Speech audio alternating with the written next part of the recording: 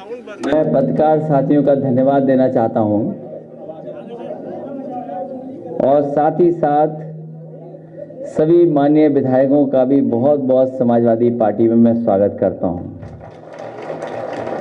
लगातार हमारे सभी विधायक ये कह रहे हैं कि आने वाले समय में सरकार बनने जा रही है, तो हमारा माननीय जो आज सरकार में है उनसे यही निवेदन है कि दिवाली का त्यौहार आ गया है, वो दिवाली का त्यौहार मनाएं, अपने घर की सफाई करा दें,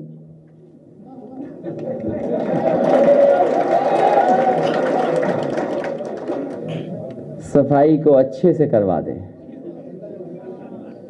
जिससे कि धुएं के निशान मिट जाएं और बाकी सब हटवा दें, जिससे आने वाली सरकार को वहां कुछ न मिले। मैं भारतीय जनता पार्टी से शामिल हो रहे राकेश राठौर जी का स्वागत करता हूं।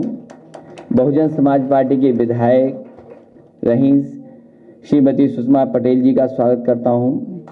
असलम रायनी जी का स्वागत करता हूं। असलम अली साहब हैं, इनका बहुत बहुत स्वागत और बधाई।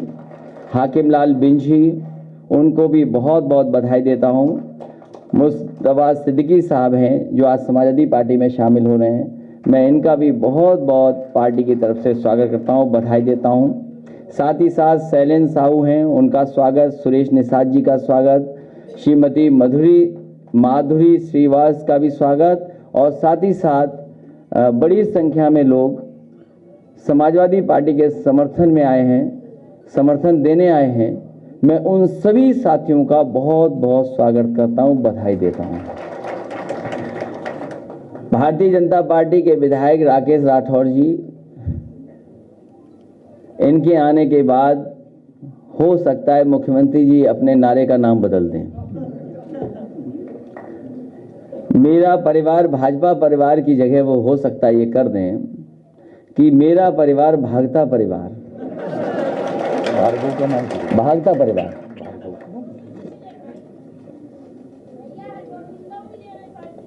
अच्छा, बहुत लोग आना चाहते हैं, बहुत लोग आना चाहते हैं अपनी अपनी गोल के साथ। वो समय आएगा तो चीजें सामने आ जाएंगी, लेकिन जन आक्रोश इतना है, जनता इतनी दुखी है कि आने वाले चुनाव में भारतीय जनता पार्टी का सफाया होगा। और जो मैंने कहा है कि ये नारा जो बदलेगा, भाजपा परिवार भागता परिवार ही दिखाई देगा। कल मैं सुन रहा था भारतीय जनता पार्टी के मन से ये कहा गया कि भारतीय जनता पार्टी ने जो लोक कल्याण संकल्प पत्र 2017 में दिया था उसको 90% पूरा कर दिया गया है और रहा बचा 2 महीने में पूरा हो जाएगा। मुझे लगता यह है कि भारतीय जनता पार्टी ने एक बार लोक कल्याण संकल्प पत्र बनाया 2017 का और उसके बाद उसको कूड़ेदान में फेंक दिया, क्योंकि उसके बाद उन्होंने कभी पन्ना नहीं पलटा। हालांकि ये दावा करते हैं कि पन्ना प्रभारी बहुत बनाते हैं, लेकिन अपना ही लोक कल्याण जो मैनिफेस्टो था वो भूल गए। और इस मैनिफेस्टो में सबसे पहली बात किसानों के लिए जो कही गई वो मैं उसी से पढ़ देता हूं। उसमें कहा गया कि 2022 तक उत्तर प्रदेश के किसानों की कृषि आमदनी को दोगुना करने के लिए एक विस्तृत रोड मैप तैयार किया जाएगा। और मंचों से यह भरोसा दिलाया गया किसानों को कि आने वाले समय में उनकी आमदनी दोगुनी हो जाएगी। आज किसान उत्तर प्रदेश का जानना चाहता है कि आखिरकार आय कब दोगुनी होगी। और जिस तरह से महंगाई बढ़ी है, हर जरूरत की चीज महंगी हो गई है। केवल यही झूठ नहीं है, भविष्य में गन्ना किसानों को फसल बेचने के 14 दिनों के भीतर पूरा भुगतान हो जाएगा। अभी भी कई चीनी मिलों का बकाया किसानों का बाकी है। अभी भी ये सरकार नहीं दे पाई है। और किसी पन्ने को आप पलट लीजिए, इस संकल्प पत्र का जनता को किया हुआ वादा एक भी पूरा नहीं हुआ है। सरकार का यह दावा था कि सरकार न्यूनतम समर्थन मूल्य पर किसानों के धान की खरीदारी के लिए व्यवस्था करेगी। धान तैयार है, पीलीभीत, शाहजहांपुर, लखीमपुर, इन इलाकों में धान कट गया है, लेकिन जो कीमत तय की गई थी सरकार की तरफ से, एक भी किसान को सरकार नहीं दे पाई है। और जो नुकसान हुआ है किसान का, जो किसान का नुकसान हुआ है बेमौसम बारिश होने की वजह से, उसकी भी एक भी भरपाई अभी तक भारतीय जनता पार्टी नहीं कर पाई है। और यही नहीं, कृषि का बुनियादी ढांचा को बेहतर करेंगे, इंफ्रास्ट्रक्चर को बेहतर करेंगे। उत्तर प्रदेश का किसान जानना चाहता है कि जो मंडी व्यवस्था पहले से लागू थी, उस मंडी व्यवस्था में कितना सुधार आया है, और उस सुधार के साथ साथ आपने एग्रीकल्चर के लिए, इंफ्रास्ट्रक्चर के लिए कौन सा अच्छा फैसला लिया, अच्छा काम किया है। जो मंडी बन भी नहीं थी, उनका काम नहीं आगे बढ़ा, और जो चलती हुई मंडी थी उनको इस सरकार ने बंद कर दिया। सिंचाई को लेकर के न जाने कितना बड़ा दावा किया गया कि 20,000 करोड़ का फंड बनाया जाएगा। कहता हूं, बुंदेलखंड की जनता ने सबसे ज्यादा भरोसा किया भारतीय जनता पार्टी पर। सभी सांसद, सभी विधायक जिता दिए, और जितना भरोसा जनता ने किया उससे ज्यादा बड़ा धोखा भारतीय जनता पार्टी ने बुंदेलखंड की जनता को दिया है। न पानी मिला उन्हें, न पीने का पानी उपलब्ध करा पाए, और महंगाई तो बढ़ाई बढ़ाई। और जिस समय मजदूर आए थे बुंदेलखंड में, लोगों की जान चली गई, लेकिन किसी की मदद नहीं की सरकार ने, और वापस मजदूरों को फिर वापस जाना पड़ गया। सिंचाई का कोई इंतजाम सरकार नहीं कर पाई, कोई पन्ना उठा करके देख लीजिए आप। दुग्ध विकास को लेकर के वही जो समाजवादी सरकार में काम हुआ था, उस काम को भी आगे नहीं बढ़ा पा रहे हैं। समाजवादी सरकार थी तो मदर डेयरी का प्लांट 5 लाख लीटर प्रोक्योरमेंट का प्लांट लग गया था। लखनऊ में अमूल का प्लांट लग गया था, 5 lakh litre procurement per day का। इसी तरह भोगनीपुर में 5 लाख लीटर प्रतिदिन मिल्क का प्लांट लग गया था। काऊ मिल्क डेयरी प्लांट लगा था कन्नौज में, और बहुत सारे उत्तर प्रदेश के पराग के प्लांट को सुधारने के लिए हजारों करोड़ रुपए बजट के माध्यम से दिया गया था। जो गुजरात से अमूल है, नया प्लांट तो नहीं लगा, लेकिन समय समय पर इन अमूल प्लांटों में गुजरात से दूध आता है। सोचिए, उत्तर प्रदेश के किसानों का दूध नहीं खरीद रही सरकार,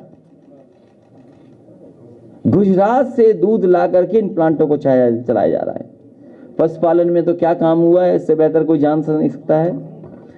किस पन्ने को मैं पलटूं? मैं तो पत्रकार साथियों से कहूंगा कि एक पन्ना पलट करके आप हमें भी दे दो, तो मैं पढ़ दूं कौन सा बड़ा झूठ उसमें लिखा गया है। फूड प्रोसेसिंग क्या हुआ है पता नहीं। ये मुफ्त लैपटॉप, एक बात को मैं कितनी बार बोलूं, अब हमें भी नहीं अच्छा लगता बार बार बोलने में। 4.5 साल टैबलेट देते रहे, और अभी भी टैबलेट नहीं मिली है। ये पता नहीं कौन सी टैबलेट बीजेपी दे रही है। और 1 GB इंटरनेट मुफ्त, वो धुएं के निशान मिटा दिए जाएंगे। 1 GB इंटरनेट मुफ्त। बीजेपी के लोग बताएं वो 1 GB कहां है इंटरनेट। शिक्षा संस्थानों का विस्तार, शिक्षा संस्थानों में जो चीज हो रही वो कल्पना नहीं की जा सकती, वो तो बाद में पता लगेगा। शिक्षा संस्थानों को चौपट कर दिया गया है, और एक तरह की सोच के लोगों को बैठा दिया है, जिससे कि वर्षों वर्षों वही अपॉइंटमेंट होते रहें। इससे बड़ा समाज का नुकसान कोई नहीं हो सकता तो भारतीय जनता पार्टी ने शिक्षा के क्षेत्र में करके दिया है। बुनियादी ढांचा मथुरा, काशी, झांसी एवं गोरखपुर को जोड़ने वाली रोड कॉरिडोर का निर्माण करके पूरे उत्तर प्रदेश में आपस में बेहतर तरीके से जोड़ा जाएगा। ये ऐसे लिखा है जैसे ये शहरों में तो मट्टी की सड़क बनी हुई थी पहले से। सोचो आप, जो शहर पहले से ही जुड़े हुए हैं उनको किससे जोड़ रहे हैं ये लोग? पत्रकार साथियों, ये बताओ क्या लिखा है, मैं तो खुद ही नहीं समझ पाया कि मथुरा, काशी, झांसी एवं गोरखपुर को जोड़ने वाले रोड कॉरिडोर का निर्माण करके पूरे उत्तर प्रदेश को आपस में बेहतर तरीके से जोड़ा जाएगा। क्या पहले से नहीं जुड़ा था? क्योंकि झांसी मुख्यमंत्री जी पहली बार गए थे, उन्होंने कहा कि झांसी में मेट्रो बनेगी और झांसी से सीधे दिल्ली के लिए एक्सप्रेसवे बनेगा। वो जानते ही नहीं थे कि झांसी के बाद मध्य प्रदेश आ जाता है, मध्य प्रदेश के बाद चंबल नदी आ जाती है, चंबल के बाद यमुना आ जाती है, उसके बाद कहीं आकर के यूपी आता है। तो सोचो कहां से बन रहा था वो एक्सप्रेसवे। और मेट्रो न झांसी में बनी न गोरखपुर में बनी। आज उत्तर प्रदेश में वही मेट्रो शहरों में बन रही हैं जो समाजवादी सरकार में स्वीकृत थी। वही काम आज धीरे धीरे आगे बढ़ रहा है और लखनऊ के लोगों के लिए, लखनऊ के लोगों से दुश्मनी निभाई है मुख्यमंत्री जी ने।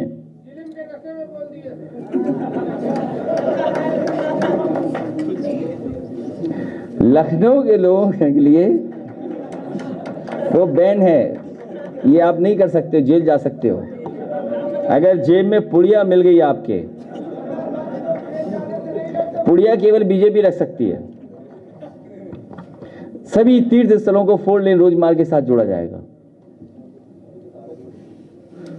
जो 4 लेन का हेड खुला था सड़क बनाने के लिए, वो हेड ही खत्म कर दिया बीजेपी ने। जो बजट में एक हेड खोला गया था कि इससे जिला मुख्यालयों को जोड़ा जाएगा, 4 लेन बनाई जाएगी। कम से कम भारतीय जनता पार्टी ये बताए कि उन्होंने कौन सा नया 4 लेन उत्तर प्रदेश को दिया है जिससे मुख्यालय उन्होंने स्टेट के बजट से जोड़ा है। कोई एक बताए भारतीय जनता पार्टी के 4 लेन का इस मुख्यालय से इस मुख्यालय तक 4 लेन से जोड़ दिया है। नमामि गंगे में लिखा उन्होंने, केंद्र सरकार की सहायता से गंगा, यमुना और उनकी उपनदियों को साफ करने के लिए प्राथमिकता से कदम उठाए जाएंगे। भारतीय जनता पार्टी ये बताए कि पांडु नदी है कानपुर में बहती है, जो आज एकदम नाला बन गई है, उसका एक इतिहास है। पांडु नदी कितनी साफ हो गई। यमुना नदी जो दिल्ली से निकल करके चलती है, मथुरा वृंदावन होकर के आपके इटावा होकर के चंबल में मिल जाती है, चंबल उससे मिल जाती है, आगे जाकर के इलाहाबाद में संगम में। बताओ यमुना कितनी साफ हो गई आगरा में, मथुरा में। और जो कॉरिडोर बन भी रहा था वरुणा कॉरिडोर, वो भी रोक दिया गया। लखनऊ का जो सबसे एक बड़ा उदाहरण होता कि नदियां कैसे साफ की जाती हैं, नदियां शहरों में कैसे साफ बहेंगी, उस प्रोजेक्ट को भी रोक दिया। क्योंकि हमारे मुख्यमंत्री जी को घूमना नहीं अच्छा लगता, उन्हें घूमने का कोई शौक नहीं है, उन्हें पार्क में जाने की भी कोई फुर्सत नहीं है। पता नहीं क्या करते हैं। वह उम्मीद है कि इस दिवाली पर बहुत अच्छी तरह साफ सुथरा मुख्यमंत्री आवास कर देंगे, क्योंकि आने वाले समय में कोई दूसरी सरकार आने वाली है। मैं एक बार फिर सभी विधायकों का और सभी साथी जो समाजवादी पार्टी में शामिल हो रहे हैं, मैं उनको आज स्वागत करता हूं। एक हमारी भीम सेना भी है, उनका भी बहुत बहुत स्वागत, बहुत बहुत बधाई। हरगोविंद जी का नाम भूल गया था, हरगोविंद भार्गव जी का भी बहुत बहुत स्वागत और बहुत बहुत बधाई।